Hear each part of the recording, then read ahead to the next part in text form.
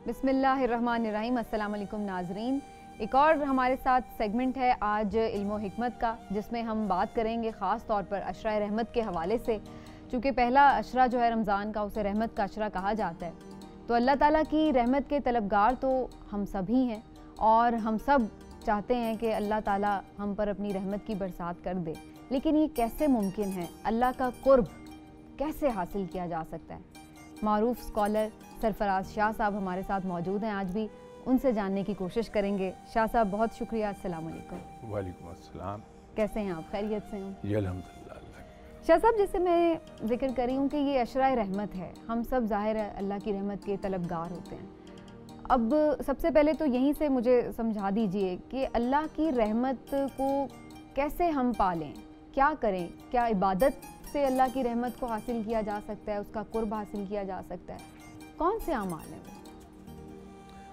बिस्मिल्लाहिर्रहमानिर्रहीम।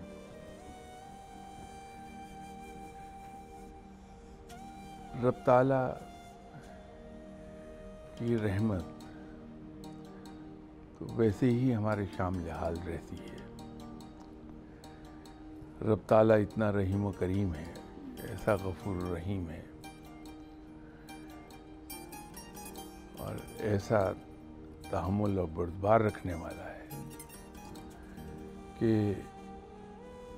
हम कोताहियाँ करते रहते हैं, कुछ नादानिस्ता अनजाने में, कुछ दानिस्ता तौर पर भी हो जाता है। लेकिन ये रब है जो हमारी इन तमाम कोताहियों से, ख़ताओं से, गलतियों से, गुनाहों से दरगुजर कर देता है। वो गिरफ्त नहीं करता, माफ़ कर देता। लेकिन उसका मतलब ये नहीं है कि हम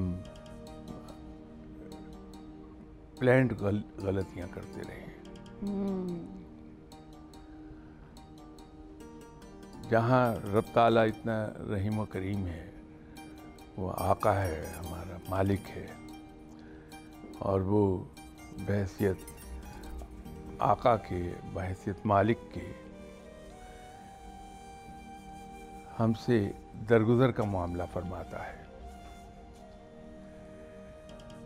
तो हम पे भी लाजिम है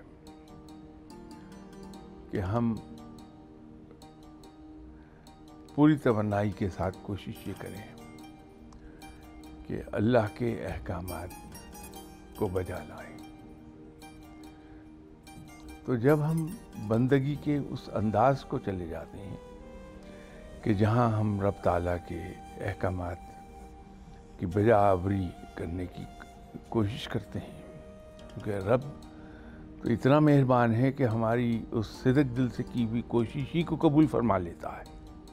सही, वो तो नियत पर भी अजर दे देता है। बेशक। तो रब ताला फिर हमें तौफीक बख्शता है कि हम उससे भी आगे जाके उसकी इताअत कर पाएँ, उसकी बंदगी कर पाएँ। अब जो हमारी बंदगी है और जो हमारी इताअत है, उसकी इब्तदा असल में होगी हमारी सोच से, क्योंकि हमारे जितने भी अमाल हैं उन तमाम अमाल का, उन तमाम अफ़ाल का दारो मदार असल में हमारी सोच पर है।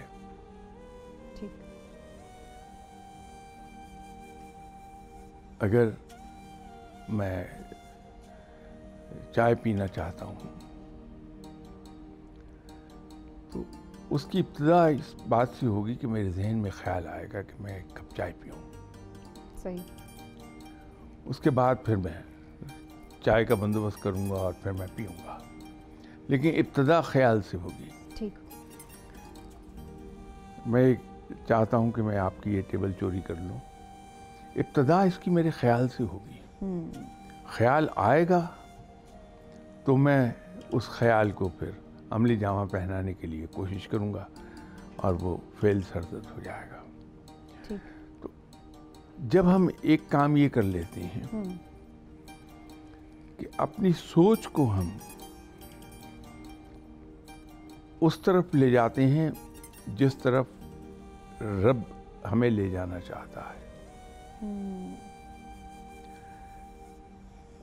या दूसरे लफ्ज़ों में यूँ कह लीजिए कि हम अपनी सोच को पाकीज़ा कर लेते हैं। जैसे आप ही के साथ किसी प्रोग्राम में मेरा जिक्र हो रहा था कि हमारे दिल की आलाइशें, उसमें लालच है, कीना है, बुग़्ज़ है, हसद है। सही। तो जब हमारी सोच इससे पाक हो जाएगी तो हम उस तरफ को जाएंगे नहीं बिल्कुल।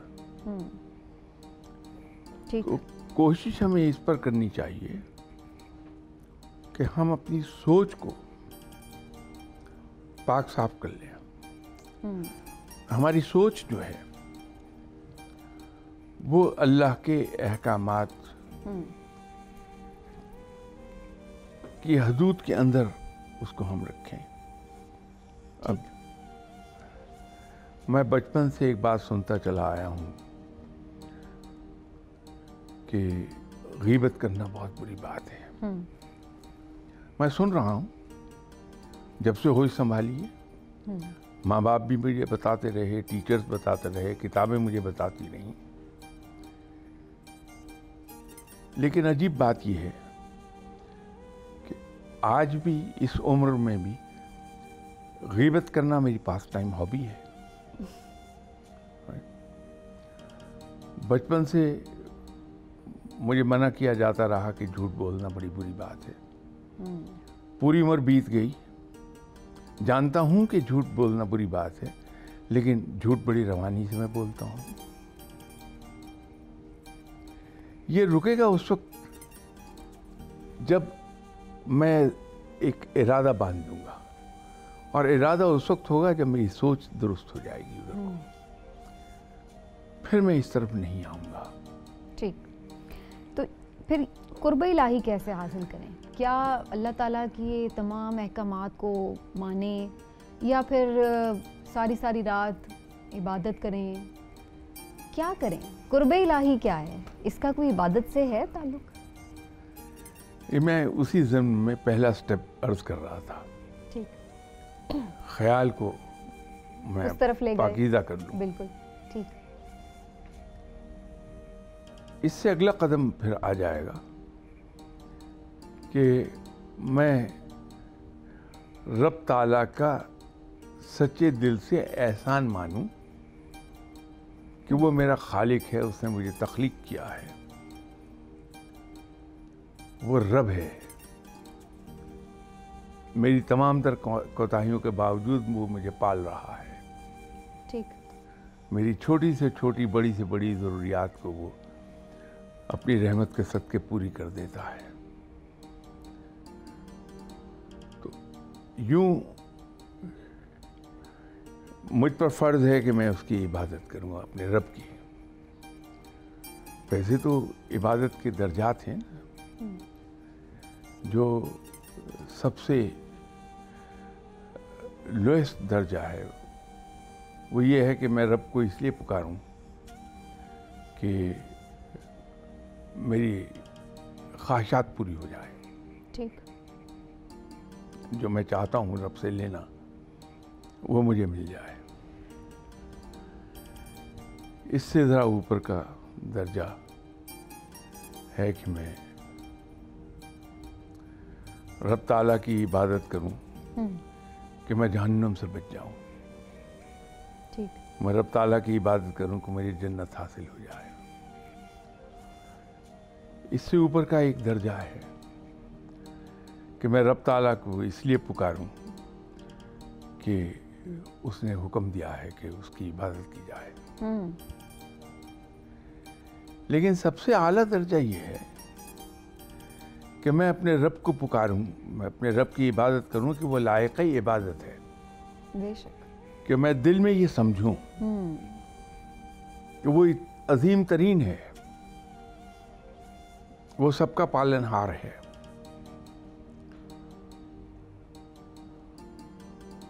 वो कादिर मुतलक है,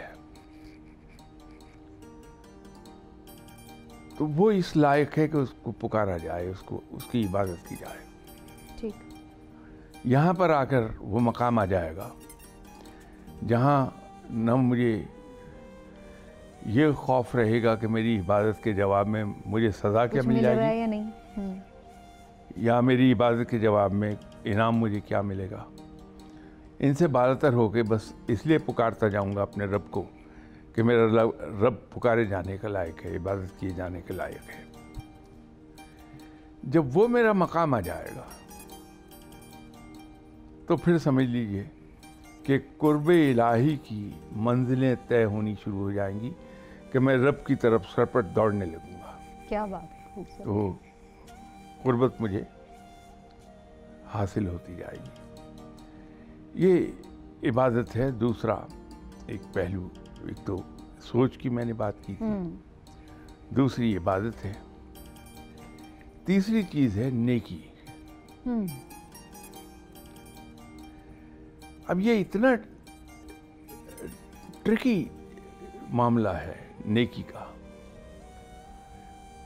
कि मुझ जैसा गुनहगार इंसान,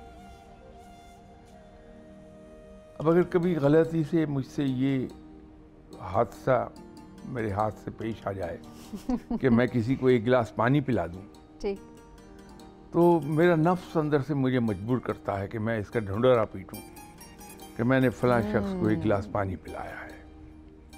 सही।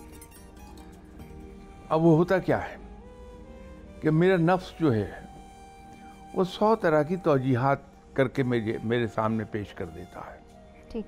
जस्टिफिकेशंस 100 तरह की बना देता है, और कुछ नहीं तो यही मेरा नफ्स मुझे सिखाएगा कि मैंने एक नेकी की है, इसका प्रचार करूं ताकि दूसरे इंस्पायर हो जाएं उससे और दूसरे भी नेकी की तरफ आ जाएं।